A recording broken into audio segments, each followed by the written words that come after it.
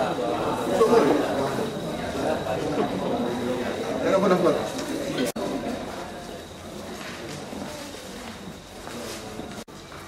saya Herina Kumarsari. Saya adalah dosen muda di Universitas Kriminologi seperti yang sudah disebutkan oleh Pak tadi.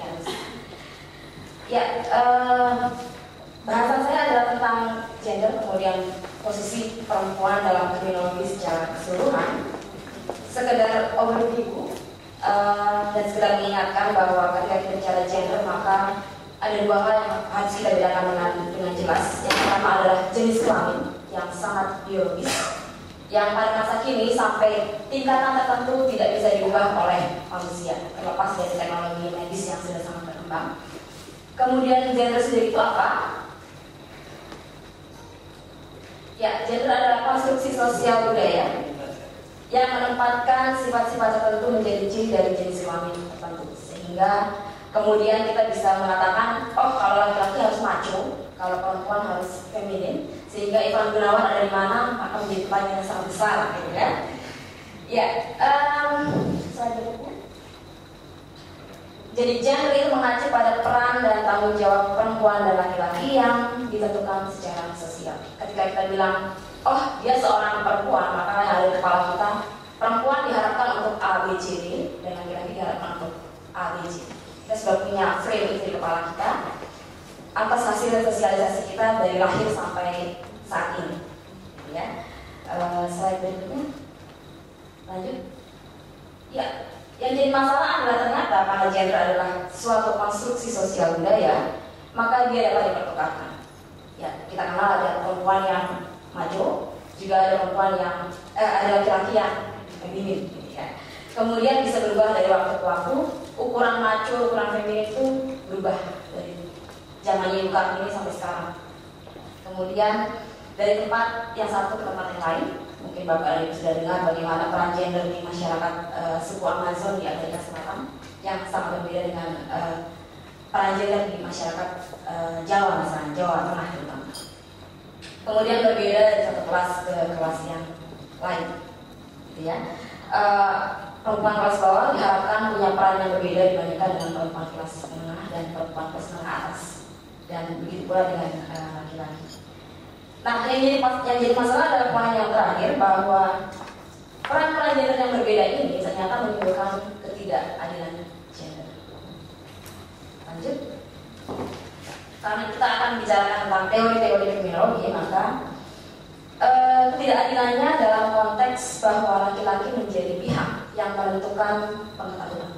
Mudah-mudahan nanti Pak Franky Budi Hadiman bisa lebih jauh mengelaborasi apa sih pengetahuan, apa sih modern, dan apa sih postmodern. Tapi untuk sementara saya akan mengatakan bahwa ketidakadilan gender itu kemudian berpengaruh pada bagaimana kriminologi menteorikan kejahatan. Ya, lanjut sampai ke perempuan di dalam kriminologi. Nah, saya mohon Bapak dan Ibu tetap mempertahankan kerangka berpikir dari Pak Kemal tadi, bahwa ada yang namanya positivistik, ada yang namanya pluralistik, dan kemudian ada yang namanya konflik. Kenapa? Karena saya akan memulai posisi perempuan atau perspektif gender dalam teori-teori kriminologi yang mulai dari yang paling awal. Acuan saya adalah bukunya Nafine Ngairi yang ada dalam paket handout yang sudah Bapak dan Ibu pegang. Jadi dia bukan yang paling baik, tapi untuk konteks mengantarkan kita ke Cosmo dia yang paling baik. Jadi saya pilih bahan itu karena dia yang paling bisa mewakili perjalanan perspektif gender dalam teori kriminologi, mulai dari yang paling awal sampai yang sekarang. Yang utama adalah kriminologi adalah studi tentang laki-laki, penjahat laki-laki, kemudian kejahatan yang dilakukan oleh laki-laki, tetapi yang tidak membahas peran laki-laki secara sosial. Ya, kalau kita ingat Lombroso melakukan penelitian di penjara, yang diteliti adalah napi laki-laki. Kemudian dengan entengnya hasil temuannya diterapkan kepada perempuan, dan kemudian dengan ringannya dibilang bahwa ya perempuan menjadi jahat karena dia kemampuan otaknya separuh dari laki-laki ya. Jadi sejak awal memang sudah jelas yang menentukan teori kriminologi itu adalah pihak laki-laki yang kebetulan diwakili oleh seorang yang namanya Lombroso. Baik,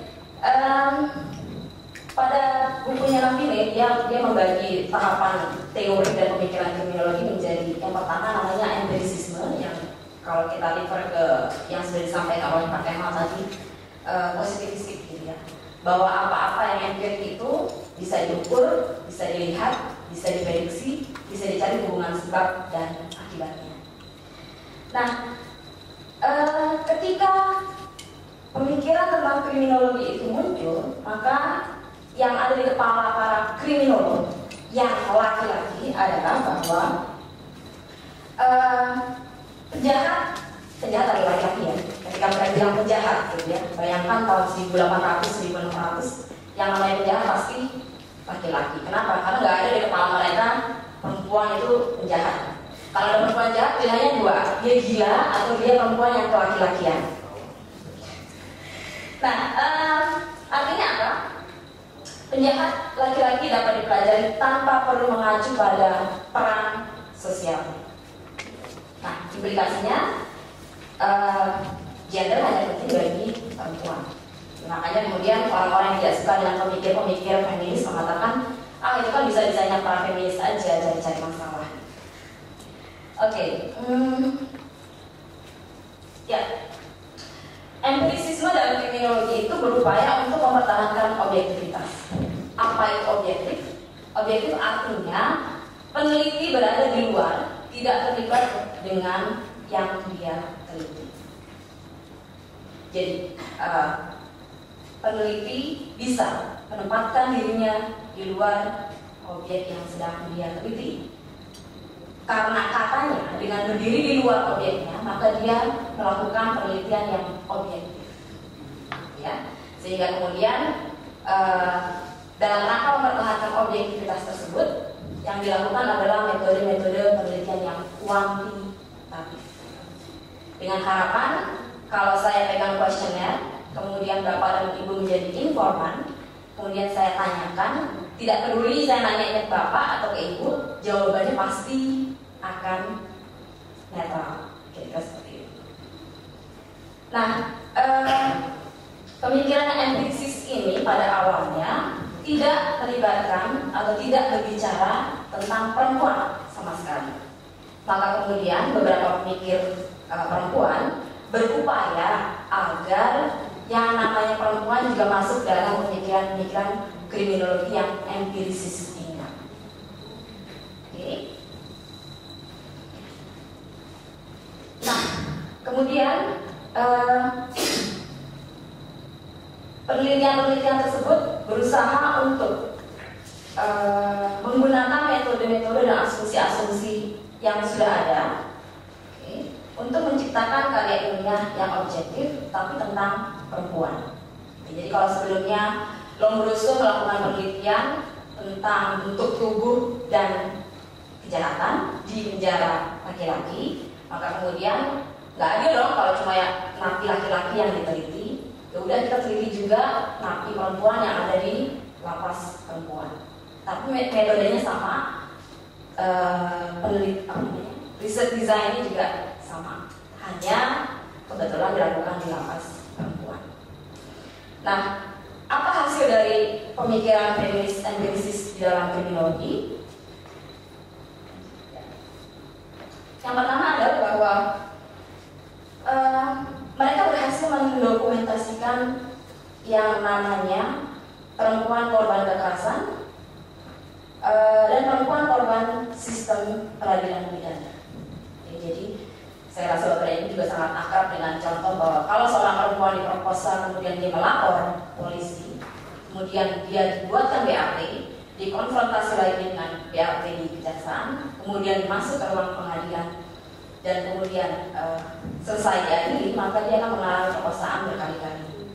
Jadi hasil dari feminis empirisis ini adalah berhasil mendokumentasikan yang namanya kekerasan terhadap perempuan dan bagaimana sebetulnya sistem peradilan pidana memandang perempuan. perempuan.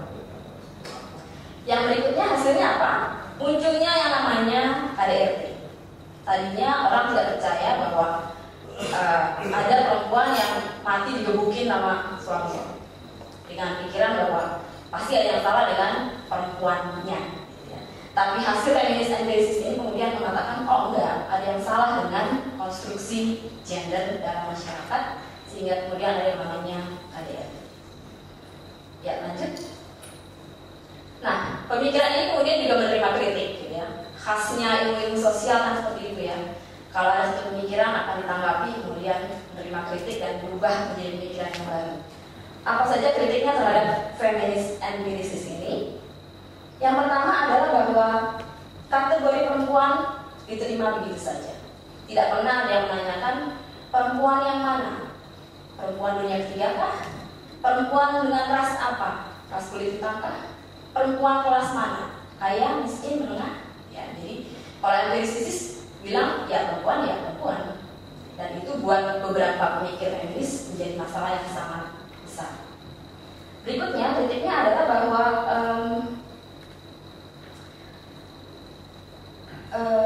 penerapan teori-teori laki-laki kepada perempuan mencerminkan bahwa kriminologi tidak bias gender dalam studinya terhadap laki-laki, tetapi bias gender.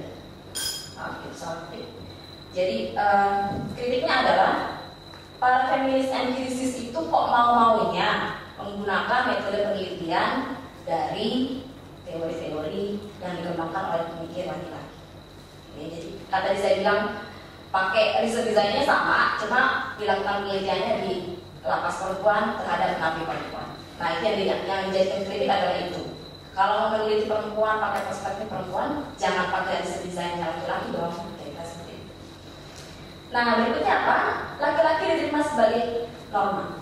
Ya, jadi standarnya apa? Laki-laki.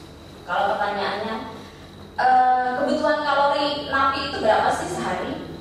Oh 2.200. Yang dijadikan patokan adalah napi laki-laki. Padahal kalau perempuan kebutuhan kalorinya tidak sebesar itu. Tapi karena laki-laki maka dia menjadikan patokan yang standar. Berikutnya, ini adalah elaborasi seperti yang saya sebutkan tadi, bahwa tidak ada upaya untuk mempertanyakan, menganalisis dan menantang kriminologi analisis yang dikembangkan oleh laki-laki. Jadi kalau Nabi ini akan bilang, ya empirisis itu sekedar mengatakan ini loh perempuan, tidak pernah mempertanyakan basis pemikirannya sendiri. Oke, berikut. Nah, di dalam pemikiran kriminologi secara umum, empirisis sendiri itu kemudian mengalami tanggapan dengan yang namanya kriminologi standpoint. Jadi kalau empirisis itu kan berusaha untuk objektif, netral, peneliti tidak terlibat dengan yang diteliti. Tapi standpoint itu secara umum mengatakan bahwa kenapa kita mengatakan mafia jahat? Karena kita tidak pernah hidup seperti masyarakat mafia. Coba deh sekali-sekali kamu menjadi bagian dari anggota masyarakat mafia, kamu akan tahu, ya.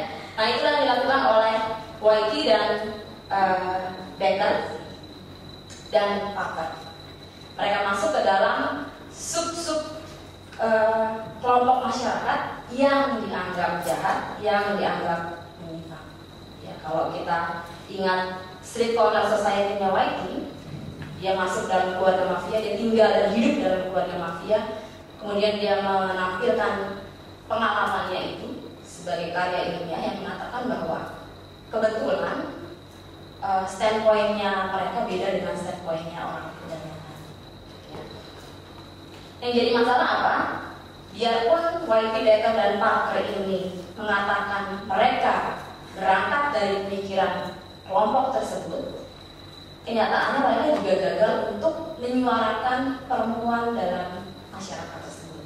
Ya, jadi dalam Street Corner Society, Whitey dan Becker sama sekali tidak menceritakan apapun tentang peran-peran perempuan dalam keluarga mafia. Padahal ada satu buku yang menarik yang mengupas tentang peran perempuan dalam mafia.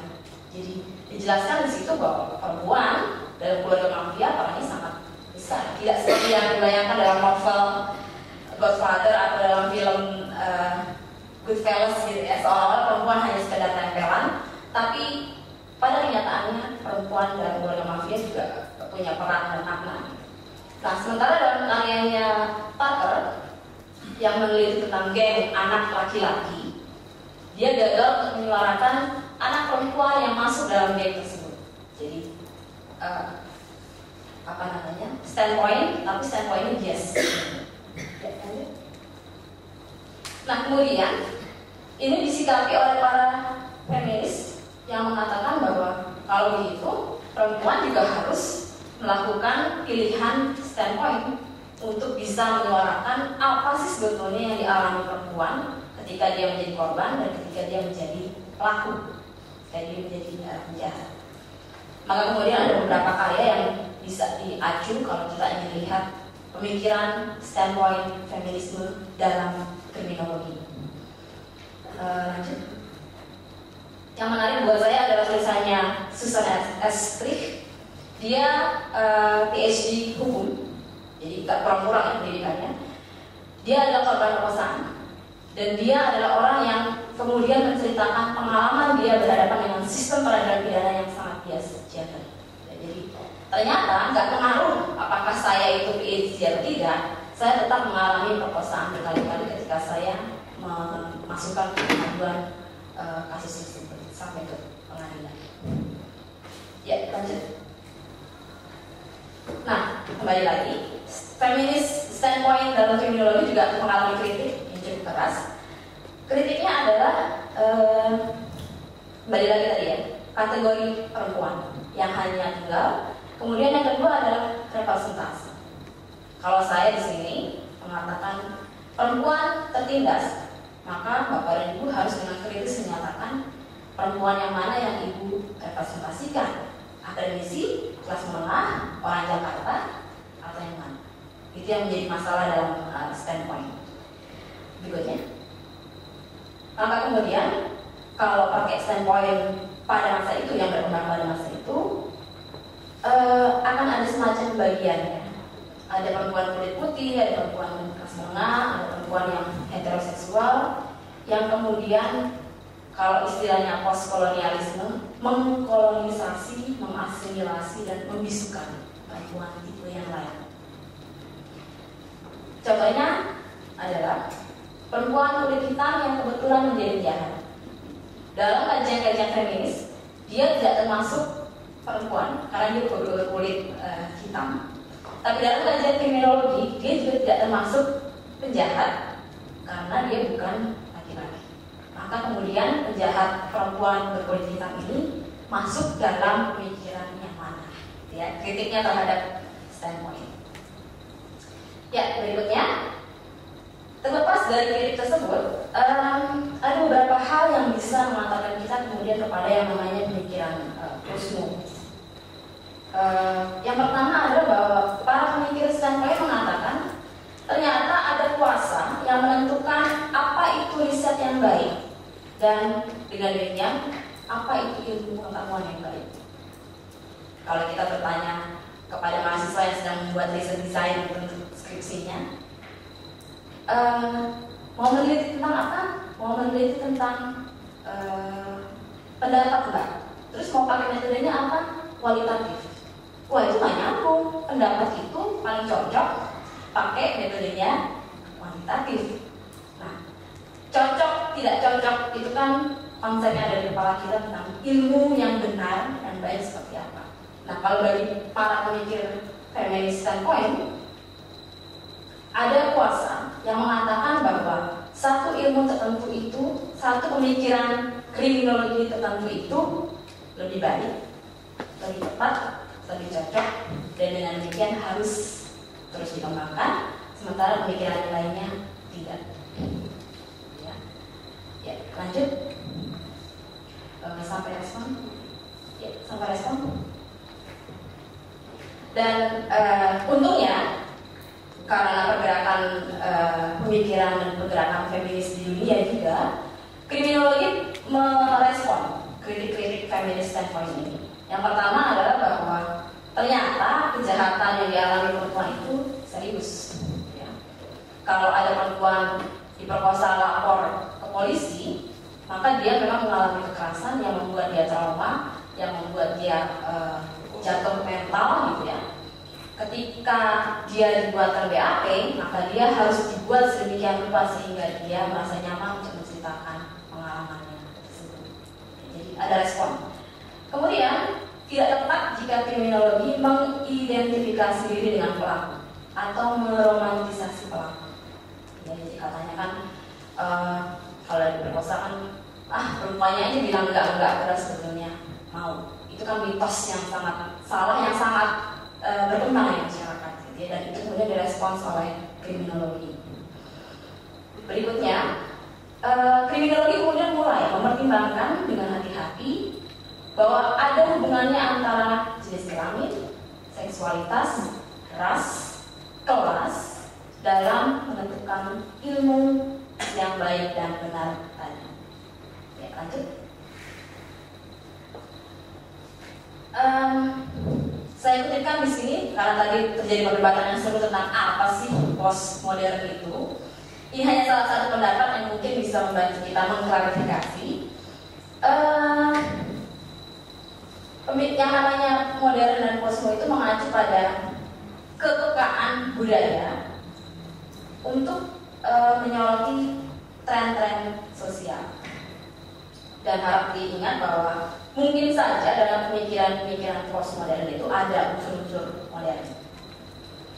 Kemudian yang paling nyata dari yang namanya pemikiran modern adalah klaim bahwa ilmu pengetahuan itu berhak untuk memproduksi kebenaran. Jadi kalau kita bilang di pojokan situ ada setan lagi ketawa-ketawa, maka kita semua akan bilang, kalau saya bilang bapak dan ibu di pojok kanan sana ada setan lagi ketawa-ketawa, maka bapak dan ibu akan bilang, wah Herlina sudah gila. Kenapa? Karena yang ada di kepala kita, yang namanya setan itu harus bisa dibuktikan, diukur, dilihat, kasat mata, gitu ya. Jadi apa-apa yang di luar pakem ilmu pengetahuan itu kemudian dianggap bukan ilmu pengetahuan. Jadi itu sebetulnya yang dipertanyakan oleh para pemikir postmodern. Makanya kemudian mereka berkata bahwa yang namanya kebenaran itu sifatnya relatif, tergantung siapa yang mendefinisikan kebenaran tersebut. Juga dalam konteks teori kriminologi, kira-kira seperti itu. Ya. Kita masuk ke kuasa dan ilmu pengetahuan. Nah, bagi para pemikir feminist standpoint, ada kaitannya antara kuasa laki-laki dan kemampuan untuk mengontrol perspektif yang ada dalam kriminologi. Ya, jadi, memang dari sejarah filsafat ilmunya, yang namanya ilmuwan itu ya laki-laki, sehingga tidak heran kalau kemudian kita sampai saat ini pun masih mengalami yang namanya ilmu pengetahuan yang menghias laki-laki. Ya, lanjut mungkin. Nah, Navina dalam bukunya menawarkan bahwa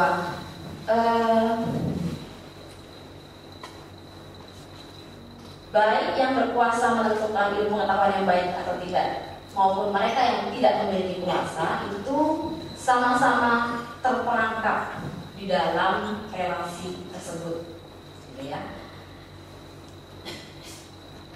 Kemudian tidak satu pihak pun dapat menangkap kenyataan otentik yang sebenarnya. Oke. Lanjut. Kuasa bergerak bebas dalam relasi-relasi dan efek kuasa dirasakan bukan oleh orang yang dipaksa mengiyakan keinginan orang lain, tetapi dirasakan melalui ditetapkannya pikiran dan tingkah laku kita. Contoh yang paling gampang adalah ketika kita mengatakan, oh di Indonesia itu ada yang namanya golongan timur asing atau yang pada rezim Orde Baru kita kenal dengan golongan Tionghoa gitu ya. Nah, kita tidak pernah dipaksa untuk mengatakan bahwa golongan Tionghoa ini hanya boleh berdagang. Kita semua tidak pernah dipaksa itu. Tetapi sosialisasi kita, struktur masyarakat kita membuat kita kemudian mengiyakan ide tersebut. Jadi kira-kira Foucault atau Cosmo mau bilang seperti itu. Tanpa kita sadari, kita akan mengatakan bahwa ilmu yang baik dan benar adalah ilmu yang diperoleh lewat bangku SD, SMP, SMU, dan kuliah. Kita kan nggak pernah dipaksa untuk mengatakan itu, tapi kita kemudian mengiyakan. Jadi kira-kira bekerja yang puasa itu seperti itu gitu ya. Nah, berikutnya, berita baiknya adalah bahwa sebetulnya kita bisa mengubah puasa tersebut kalau kita sadar bahwa kita ada dalam kerangka atau dalam kerangkeng puasa tersebut. Oke. Ya, mohon diperhatikan poin yang kedua. Hal yang terpenting dari pemikiran ini adalah bahwa ada semacam represi dan eksklusi terhadap ilmu pengetahuan spesifik, sehingga ilmu pengetahuan tersebut menjadi ilmu pengetahuan yang ditaklukkan. Jadi contoh yang paling gampang adalah pada suku-suku di Afrika, orang yang paling tahu tentang pengobatan, orang yang paling mengenal alam, tingkah laku angin, tingkah laku hewan, bagaimana tumbuh-tumbuhan muncul di alam adalah perempuan. Jadi kalau Bapak dan Ibu sudah nonton film Avatar, kemudian ada tokoh Sahid ya, dukun perempuan, itulah faktanya. Sebetulnya perempuan itu banyak pengetahuannya yang diperoleh secara turun-temurun, yang dikuatkan oleh kultur dan budayanya. Akan tetapi kemudian yang namanya ilmu barat, ilmu akademik, ilmu ilmiah menggeser itu semua. Maka kemudian kita akan lihat bahwa bahkan pada suku-suku di Afrika pun, ketika diperkenalkan cara bercocok tanam yang baru, yang katanya modern, yang pakai pupuk, yang pakai traktor, maka tidak pernah lagi para sahid itu dimintai pendapatnya. Padahal mereka yang paling kenal dengan alam. Ya. Kenapa? Balik lagi, bagi pemikiran modern, pertanian yang baik adalah pertanian yang pakai pupuk dan pakai traktor. Jadi pertanian ala para sahid itu bukan pertanian. Jadi kira-kira seperti itu. Bagaimana ilmu pengetahuan yang mainstream menggeser, menghilangkan, menaklukkan pengetahuan-pengetahuan yang kecil-kecil ini, sehingga butuh waktu begitu lama untuk para ahli akupunktur bisa diterima di dunia medis barat. Ya. Sebelumnya mereka tidak pernah mendapatkan pengakuan bahwa mereka adalah medis. Mereka adalah ilmu penyembuhan dan pengobatan. Ya. Ilmu pengetahuan medis barat yang mainstream menaklukkan mereka. Tapi mereka berhasil kemudian menjadi bagian dari mainstream tersebut. Ya, kemudian kita akan masuk kepada bagaimana dalam bukunya Nafinya tersebut yang mengutip Derrida. Derrida itu banyak bekerja dengan bahasa. Bagaimana bahasa itu mendiktekan makna kepada kita secara tanpa kita sadari. Kira-kira seperti itu.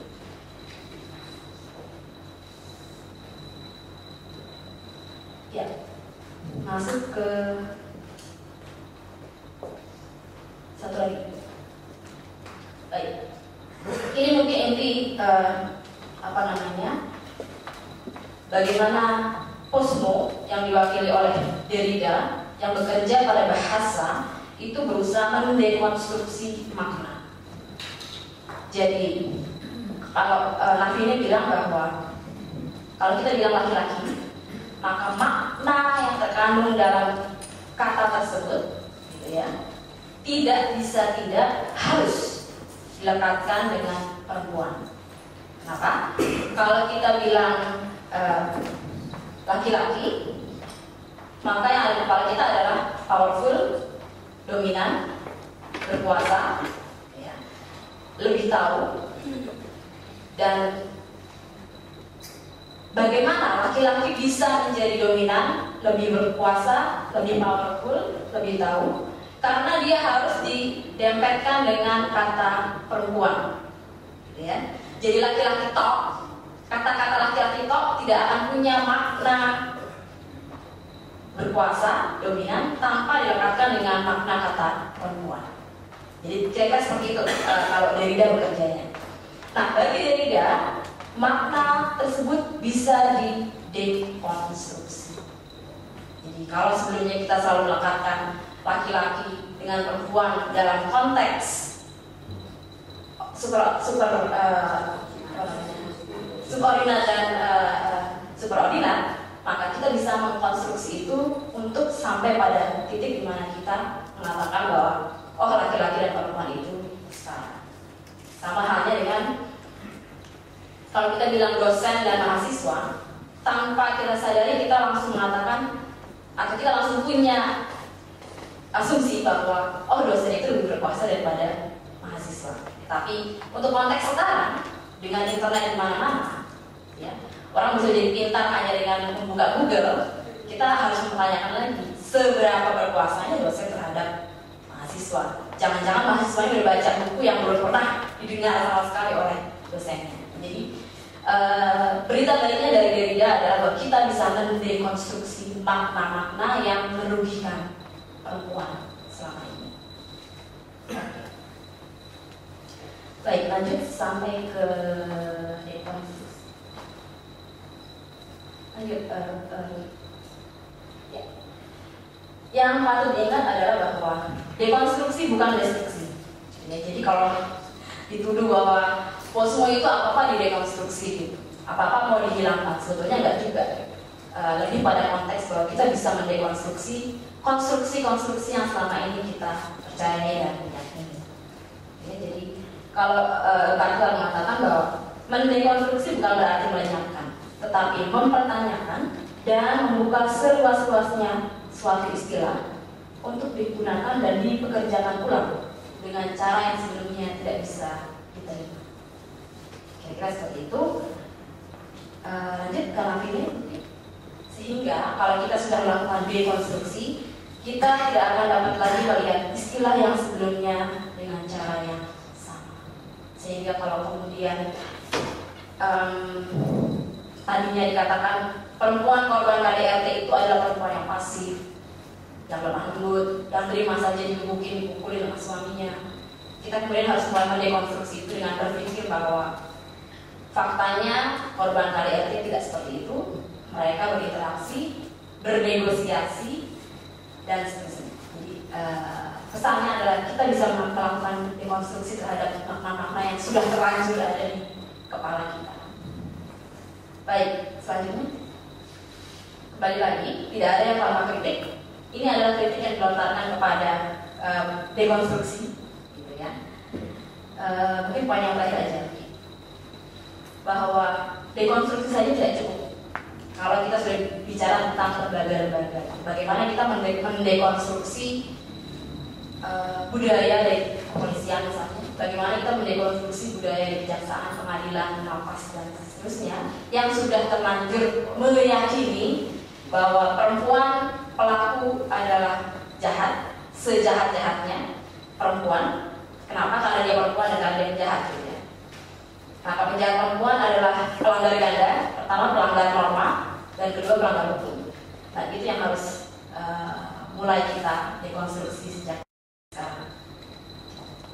Demikian Bapak dan Ibu, mudah-mudahan tambah bingung sehingga nanti ketika Pak Franky Budiharman datang bisa diklarifikasi kepada beliau yang lebih ahli dalam pemikiran-pemikiran postmodern. Terima kasih. Apabila kita melihat di Indonesia pada dekade tahun 80-an, ada seorang yang bernama Syarifah Samarudin yang sudah meneliti tentang gender. Dia hidup di lembaga pemasyarakat wanita selama kurang lebih 3 bulan atau berapa lama, dan hasilnya dibuat sebagai cerita bersambung dalam suatu majalah. Cuma secara ilmiahnya, alangkah baiknya kalau Departemen Kriminologi bisa menghimpunnya, karena itu betul-betul penelitian tentang gender. Yang saya ingat betul di Lembaga Pemasyarakatan Wanita itu ada 3 jenis wanita. Yang pertama kelompok mami dan sebagainya. Itu alangkah baiknya apabila bisa didokumentasikan. Itu menurut saya merupakan penelitian tentang gender kriminologi yang pertama di Indonesia, nggak ada sebelumnya. Dan itu saya ingat betul, mungkin atas petunjuk dan bimbingan Pak Paul Mudikdo Mulyono. Itu yang pertama. Kemudian sebagai penutup saya cuma katakan, kalau tadi disebut KDRT, kita semua tahu wanita kalau nggak keras nggak mau itu. Terima kasih.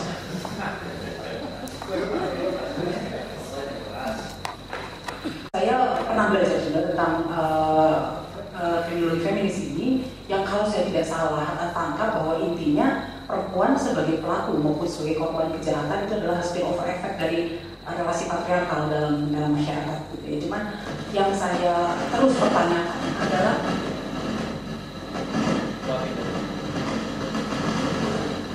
ini sudah mulai kebanyakan saya bicara.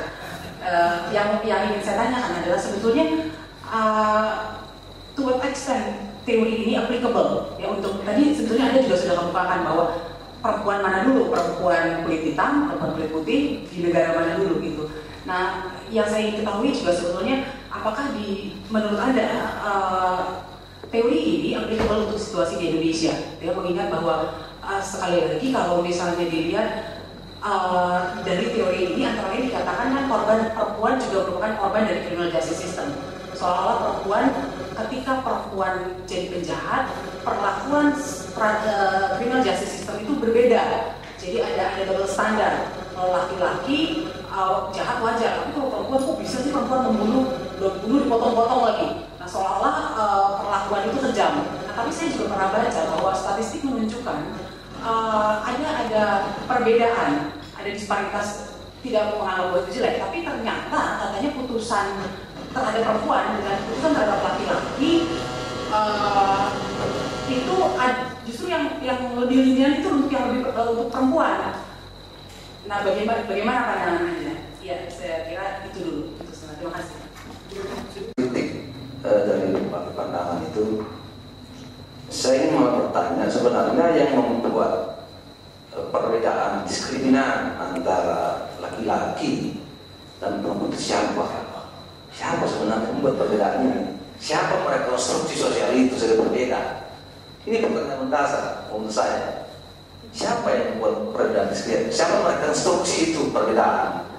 Apakah perempuan sendiri atau laki-laki juga terlibat di dalamnya? Atau sama-sama terlibat merekonstruksi perbedaan itu? Saya kira itu mendasar sekali untuk diteliti, dikaji ulang. Karena saya kira kalau teori yang dikembangkan itu baik dari Derrida maupun Stanford dan sebagainya, saya kira semua bertumpu pada fakta sosialnya. Semua bertumpu pada fakta sosialnya. Siapa yang merekonstruksi? Ketika yang merekonstruksi perbedaan itu adalah feminin, perempuan, nah tentu fakta sosialnya dari teorinya lah ke yang merekonstruksi ya pihak perempuan misalnya.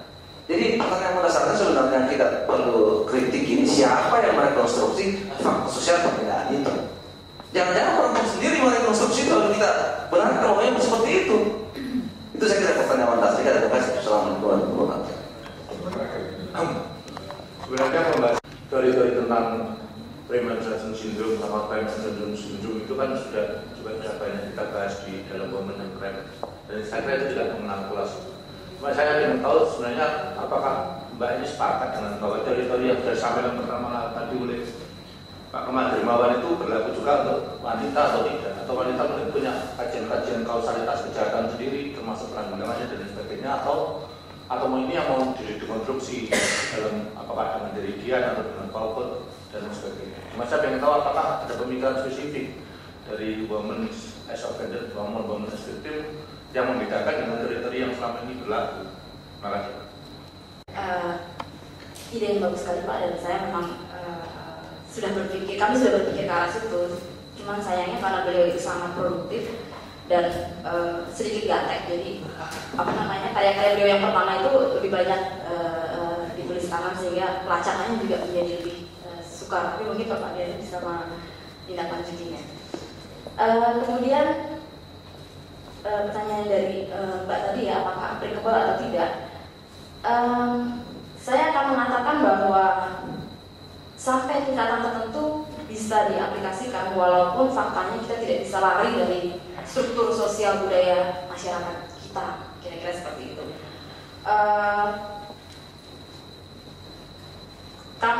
Saya dan teman-teman sedang berupaya untuk mengaplikasikan pemikiran kriminologi konstitutif.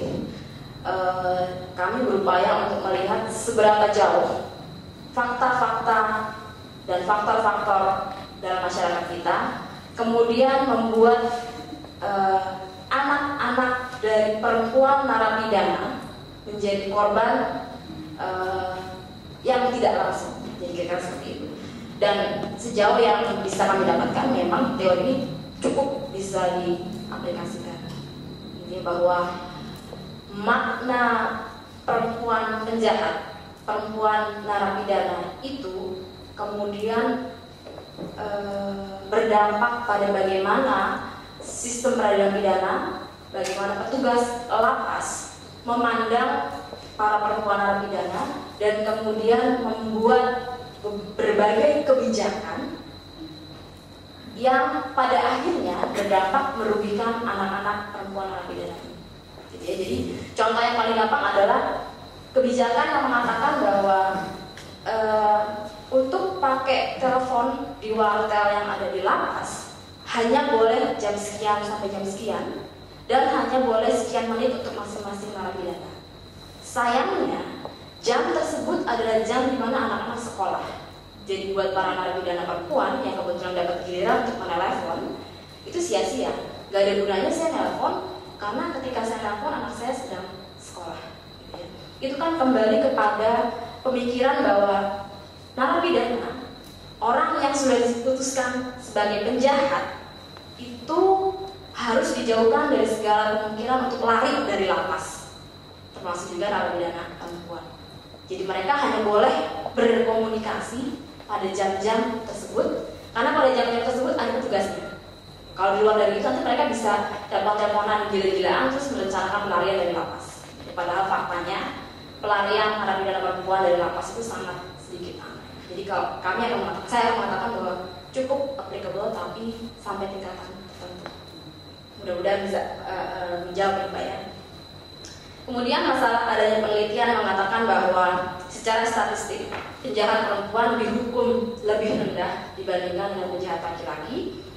Iya, tetapi mohon dipertimbangkan juga, dilihat lagi bahwa ternyata perempuan-perempuan yang mendapatkan hukuman yang lebih ringan tersebut adalah perempuan-perempuan yang menurut sistem peradilan pidana perempuan baik-baik, perempuan yang ibu, perempuan yang punya suami, perempuan yang tidak terkena narkoba dan seterusnya. Jadi bukan semua penjahat perempuan diberi hukuman yang lebih ringan, tetapi penjahat perempuan yang menurut norma konvensional adalah perempuan baik-baik. Sehingga kalau kebetulan penjahat perempuannya adalah lesbian, jangan harap dapat keringanan hukuman yang jauh. Kira-kira seperti itu ya Pak ya. Yang itu juga balik lagi adalah bacaan saya terhadap beberapa literatur yang mengkritisi hasil temuan tersebut. Kemudian kalau ditanyakan siapa yang merekonstruksi, ya kita semua. Secara struktur budaya kita semua ikut serta di dalam konstruksi tersebut. Bahwa ketika seorang bayi yang lahir adalah perempuan, kita akan menghadiahi perlengkapan bayi yang warnanya pink. Kalau kebetulan yang lain adalah bayinya laki-laki, kalau ada anak laki-laki umur 5 tahun kebetulan pengen main masak-masakan dan main boneka, waduh bapaknya bakalan jenggot. Ayo nak, kita main layang-layang aja nak. Dan sebaliknya. Jadi kalau ditanyakan siapa, ya kita semua gitu. Pertanyaannya bukan siapa yang salah, tapi lalu kita bisa apa? Karena konstruksi tersebut merugikan dan menimbulkan ketidakadilan bagi perempuan. Kira-kira seperti itu ya Pak. Kemudian masalah PMS ya Pak. Secara pribadi saya tidak setuju dan tidak suka dengan determinasi biologis terhadap tingkah laku seseorang. Sehingga katanya kalau orang kromosomnya XXX maka dia akan menjadi jahat, kalau orang kromosomnya YYY maka dia akan menjadi jahat. Ya, kalau saya akan bilang mencari sebab akibat kenapa perempuan melakukan kejahatan pada faktor biologisnya top itu akan sesat. Kenapa? Karena nanti kita akan larinya pada eugenics ya Pak. Ada gerakan eugenics yang berupaya mengeliminasi mereka-mereka yang secara biologis genetis tidak layak untuk menjadi anggota masyarakat.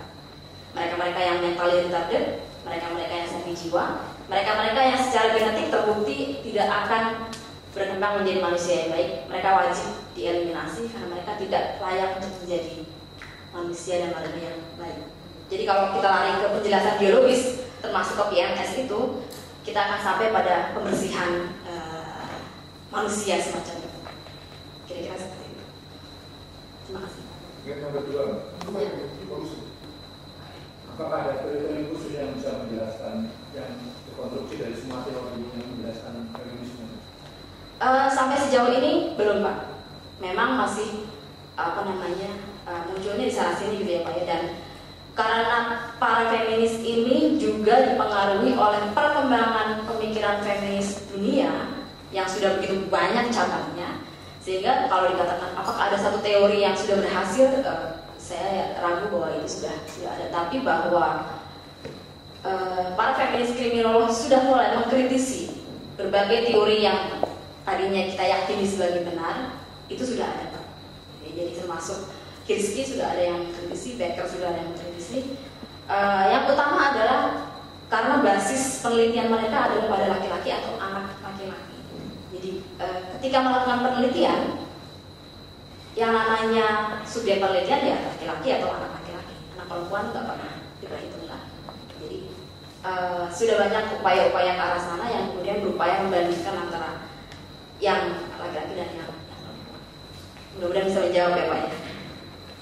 Kita buka sesi kedua, silakan. Merubah persepsi masyarakat dan yang nanti akan berdampak juga pada bagaimana membuat kebijakan juga harus bias gender, kemudian juga gender budgeting seperti itu, sehingga ini juga bukan hanya konstruksi budaya, tetapi bagaimana konstruksi politik, bagaimana konstruksi sosial yang itu bukan pekerjaan yang seperti membalikkan tangan begitu kita keluar kemudian tempat kita berubah, karena kita berhadapan dengan suatu area yang itu ya berhadapan sendiri dengan perempuan sendiri yang kita perjuangkan. Karena kalau kadang-kadang kita meminta sesuatu yang itu untuk perempuan, tapi perempuannya sendiri mengatakan ya ngapain lah kita kok ngoyo gitu ya, terimalah itu kodrat kita, tanda petik seperti itu. Sehingga perjuangan itu juga tidak hanya berhadapan dengan kaum laki-laki, tapi juga berhadapan dengan kaum perempuan. Sama ketika mereka menjadi pelaku kejahatan, ketika mereka berada di RP, kalau tadi fasilitas yang diberikan adalah misalkan mereka harus telepon dengan jam-jam yang itu tidak sensitif terhadap kebutuhan hubungan seorang ibu dengan anak, bagaimana bangunan fisik yang juga tidak sensitif dengan kebutuhan perempuan, misalkan sarana sanitasi, misalkan bagaimana perempuan lebih banyak membutuhkan air dibandingkan laki-laki. Nah, hal seperti ini kan juga tidak mudah merubah bagaimana para pembuat kebijakan, bagaimana para pembuat budgeting itu yang artinya memahami bahwa institusi seperti ini juga harus dibedakan, artinya harus sensitif gitu. Jadi tidak sesederhana seperti apa karena berhadapan dengan konstruksi budaya yang reaktif tadi. Terima kasih. Saya tanyakan adalah bagaimana perspektif kriminologi memandang ketiga hal tersebut. Perspektif feminis memandang ketiga hal tersebut. Nah, yang kemudian tidak kita temukan dalam diskusi ini adalah tadi pertanyaan dari Ibu yang pertama, bagaimana kriminologi posmo atau kriminologi feminisme ini ya, menjawab tentang problem-problem yang sifatnya struktural tadi dalam kebijakan dan sebagainya yang mau tidak mau, suka tidak suka, kalau kita berbicara dalam konteks sekarang maka kemudian itu biasa gender semua. Dan ini yang kemudian juga hari ini atau dalam teori materi ini kita tidak jawabkan, tidak ditemukan dalam teori. Produksi adanya perbedaan kelamin, saya mungkin mengasumsikan dalam hukum perdata, karena yang dikatakan perkawinan itu adalah ikatan lahir batin antara seorang pria dengan seorang wanita. Jadi intinya apa? Selama tidak ada hubungan, tapi yang bukan pria dan wanita, itu tidak akan pernah resmi di negara. Jadi ini suatu gambaran yang cukup sakral gitu, untuk dilanggar. Sehingga tadi betul yang Mbak bilang, ada kelainan pasti tidak akan diakui. Kemudian saya ingin sedikit memberi juga ilustrasi dalam kasus Artalita.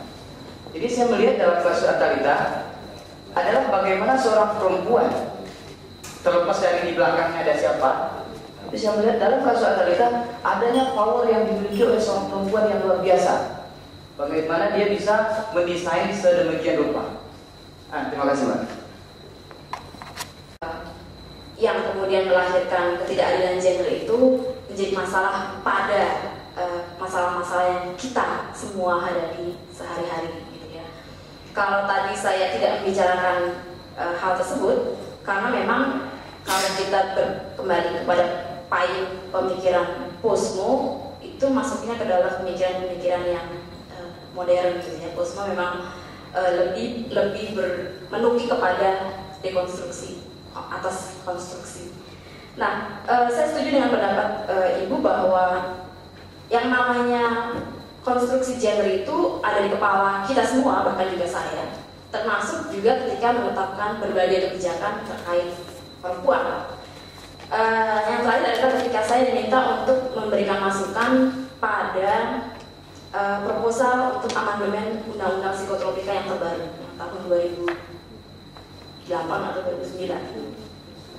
Ketika saya baca, dengan jelas undang-undang itu mengasumsikan bahwa yang namanya pengguna, pengedar, bandar, treatment terhadap pengguna itu adalah laki-laki. Jadi jelas-jelas disebutkan, walaupun tidak tertulis dengan jelas pengguna laki-laki, pengedar laki-laki, tetapi ide para pembuatnya adalah mengacu kepada laki-laki. Sehingga ketika saya tanyakan, lalu bagaimana dengan perempuan yang adalah pengguna, tapi dia punya anak 3 yang harus dia tanggung sendirian ketika dia ditangkap dan diputuskan harus masuk ke dalam perawatan, panti perawatan. Tidak ada yang bisa menjawab pertanyaan tersebut. Kenapa? Lagi-lagi yang ada di kepala para pembuat kebijakan ya laki-laki.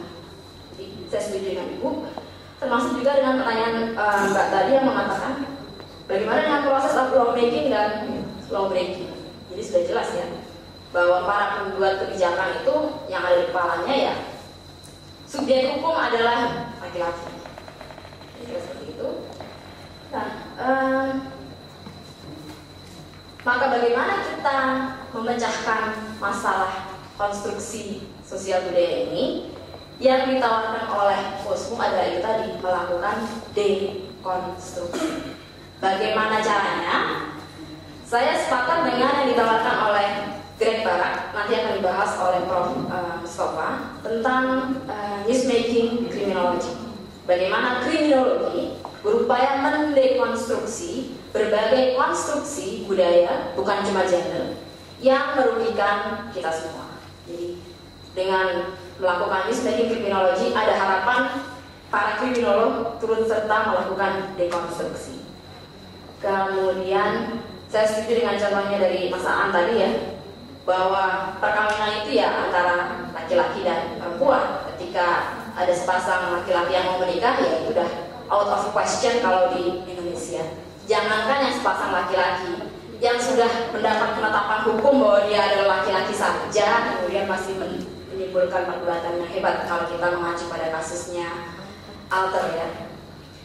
Lalu untuk kasus Artalita, saya setuju dan tidak setuju gitu ya Mas Aan, bahwa dia perempuan iya, bahwa dia adalah pelanggar hukum perempuan iya, bahwa dia mengalami bias gender dalam treatmentnya di dalam sistem peradilan pidana iya, tetapi fakta bahwa dia punya kekuasaan yang sangat besar karena dia kaya raya itu memberikan dia satu posisi tawar yang lebih baik, yang lebih tinggi dibandingkan perempuan-perempuan yang lain.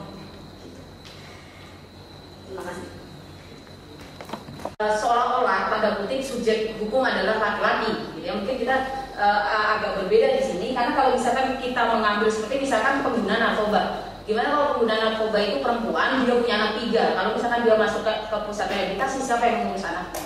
Kalau kita mengambil seperti itu, apa tidak akan kondisi itu akan sama? Gimana kalau pengguna itu narkoba itu laki-laki, kepala keluarga, punya istri, punya anak 3, siapa yang akan mengurus? Gitu. Jadi maksudnya, jadi ya kembali lagi ke pertanyaan. Jadi sebenarnya kajian-kajian feminis ini untuk apa? Apakah untuk perlakuan khusus? Oke, kalau kita bicara perlakuan khusus sekarang seperti mungkin di beberapa kantor polisi sudah ada seperti Renata segala macam itu sudah ada gitu ya. Tapi dalam kajiannya bagaimana nih sebenarnya kajian feminis ini hendak dibawa gitu, khususnya dalam proses-proses hukum yang ada. Kalau misalkan kita hanya bicara masalahnya tidak akan mudah karena kultur kepolisian, kultur kejaksaan, kultur di pengadilan sendiri, di mana seringkali seperti contohnya misalkan korban perkosaan itu dia merasa dia diperkosa berkali-kali karena harus menceritakan trauma-trauma yang dialami misalkan. Jadi sebenarnya kajian kita untuk feminis ini akan dibawa kemana, khususnya dalam hal aplikasi aturan atau dalam hal penegakan hukum yang untuk mengubah tadi mau tidak mau kultur-kultur seperti yang dikatakan ada ketidakpedulian terhadap perempuan gitu. Dan kalau kita melihat secara kasat mata saja perbandingan antara anggota DPR yang perempuan dan yang laki-laki, terlepas dari apakah yang perempuan ini membawakan dan menyuarakan kepentingan gender atau tidak, itu saja sudah timpang. Jadi dalam proses pembuatannya saja sudah tercermin bias gender yang kira-kira seperti itu. Kemudian kalau pertanyaannya adalah mau dibawa kemana, itu ada pertanyaan sangat besar yang sampai sekarang para feminis baik yang praktisi maupun aktivis maupun teoretisi juga masih berjuang untuk menentukan maunya apa sih para feminis ini, persamaan perlakuan atau justru perlakuan istimewa karena dia perempuan. Itu adalah, kalau saya secara pribadi akan mengatakan itu adalah pergulatan di antara para feminis tersendiri gitu ya. Tetapi kalau saya akan mengatakan kita punya masalah ketidakadilan gender, ada pihak yang dirugikan, maka kita semua baik laki-laki maupun perempuan bisa apa untuk mengatasi ketidakadilan tersebut. Kira-kira seperti itu. Dan mungkin tidak terlalu menjawab untuk masalah subjek hukum tadi ya Mbak ya. Kalau saya akan mengatakan bahwa ya kita bisa berdebat usia 7 hari 7 malam nggak selesai masalah subjek hukum, tapi berdasarkan penelitian yang beberapa kali kami lakukan, faktanya adalah kalau yang masuk penjara adalah laki-laki, maka akan selalu ada perempuan yang lain yang bersedia mengurus anak-anaknya. Apakah istrinya, apakah ibunya, apakah kakak perempuannya, adik perempuannya, akan selalu ada pihak perempuan yang lain. Tetapi ketika yang masuk penjara adalah perempuan, maka akan begitu banyak orang yang dirugikan. Anaknya, ponakannya, mertuanya, neneknya gitu ya, yang biasanya menjadi tanggung jawab dari si perempuan. Kira-kira seperti itu. Ya. Jelas sekali di dalam kitab suci mengatakan ar-rijalu qawwamun 'alan nisa. Apakah ini tidak menjadi faktor pencetus perbedaan gender ini dalam faktanya? Karena sepanjang ini tidak dikatakanlah menjadi dalam istilah Islam menjadi kaki dan bukan menjadi suami dalam istilah agama, itu susah dihilangkan itu stereotip itu. Susah dihilangkan itu karena tumbuh dalam kesadaran keagamaan. Kecuali kalau kita ingin bisa balik, ya, bahwa tidak ada laki-laki menjadi atau perempuan menjadi apa netral itu semati. Tapi di dalam ayat kitab suci mengatakan ar-rijalu qawwamun, jelas-jelas sekali laki-laki menjadi pemimpin perempuan. Kalau kita anggap ini sebagai indikasi atau indikator pencetus perbedaan, barangkali susah dihilangkan ini. Sampai pada akal budaya pun akan terbentuk terus ini. Kecuali kalau kita ubah ini, kita menjadi ayat sahih istilahnya dalam bahasa fikih. Itu saya kira tambahan pemikiran kita sih bukan. Nah, cuman kan yang penting untuk kita lihat di sini sekarang masalah kekiniannya, faktanya. Saya juga menyadari bahwa untuk bagian-bagian tertentu, untuk sektor-sektor tertentu memang masih ada hubungan subordinasi seperti tadi, bahwa perempuan subordinat dan sebagainya. Tapi saya kira memang teori ini teori yang banyak sekali kritiknya dan ya terutama kalau sudah dikritiknya seperti Bapak tadi udah mati, kita udah nggak bisa dirawat lagi gitu ya. Kalau argumen yang dikemukakan seperti itu udah nggak bisa dilawan, ampun deh gitu ya. Tapi yang harus kita perhatikan di sini kan sebetulnya faktanya bagaimana teori ini kemudian bisa kita manfaatkan untuk memperbaiki sistem hukum kita, khususnya karena yang saya pahami kriminologi antara lain sangat memberikan kontribusi bagi penegakan hukum gitu. Nah, jadi saya kira mungkin kita juga tidak bisa gelap mata kalau menurut saya meyakini kebenaran dari satu teori, tapi kita lihat bahwa untuk bagian hal mana teori ini kemudian bisa kita manfaatkan gitu. Jadi karena seperti kalau misalnya dikatakan bahwa dari sejarahnya antara lain yang buku Navine yang buat saya mengganggu itu ide dari kriminologi feminis ini adalah bahwa telah sekian lama teori kriminologi ini hanya membahas laki-laki, kejahatan dari perspektif laki-laki dan sebagainya. Dalam teori positif menurut saya oke lah, objeknya laki-laki. Tapi bagaimana dengan strain teori? Itu kan tidak secara spesifik mengatakan bahwa adanya kesenjangan antara means dan cultural goals itu hanya applicable terhadap laki-laki kalau pelakunya laki-laki, karena tekanan itu juga saya kira pada perempuan ada gitu ya, kalau kita lihat dalam konteks satu masyarakat kekinian. Jadi sebetulnya intinya yang saya sampaikan bahwa ya sama dengan teori lainnya, tidak semua teori itu applicable untuk semua situasi saya kira. Jadi bisa kita lihat, kita pilah-pilah gitu. Saya kira mungkin yang diperlukan masukan itu antara lain sebetulnya bagaimana sih teori ini sebetulnya bisa bermanfaat gitu buat kalau tadi dicontohkan bahwa kepolisian sudah punya yang namanya dulu RPK ganti jadi Renakta dan sebagainya, itu kan sudah menunjukkan ada kepedulian bahwa perempuan itu kelompok yang vulnerable, jangan sampai dia kemudian dirugikan oleh sistem peradilan pidana dan sebagainya. Nah, saya kira mungkin ke arah situ akan lebih bermanfaat